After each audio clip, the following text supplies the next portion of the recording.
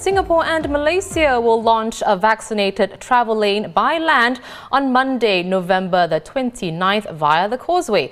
It will give priority to those who have been working in either country to visit their families. More than 100,000 Malaysians continue to work here despite border restrictions. Well, under the first phase of the scheme, up to 2,880 citizens, permanent residents and long-term pass holders of Singapore and Malaysia will be able to cross the Causeway each day without the need for quarantine.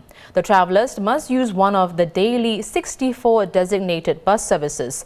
Tickets for those will go on sale at 8 a.m. tomorrow.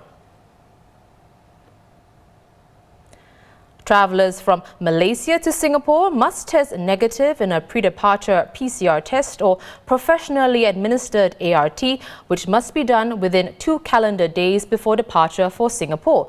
The same applies to those travelling from Singapore to Malaysia, but there will be an additional on-arrival ART at Larkin Central Bus Terminal.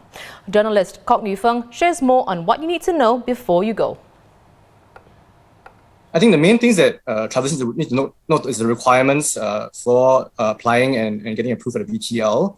So you need to be fully vaccinated and you need to have a vaccination cert that's recognised by the authorities from both sides. So that would be maybe having a vaccination cert on the Trace Together app or in the Malaysian version of the app as well. And then, before travelling, I think there's also need to be aware that they need to take a PCR test or an ART test that is professionally administered by a recognized clinic or hospital. So this is about, I think it's 2 days before departure. So there are 64 buses that will run daily across the Causeway in both directions from 7:30 a.m. to 9:30 p.m. And this will be either by Transtar Travel in Singapore or by Causeway Link in Malaysia. So they need to book tickets at least 3 days before departure. And they also need to submit a SG arrival card via the IC website or through the app. So this will contain health declaration with their travel history as well.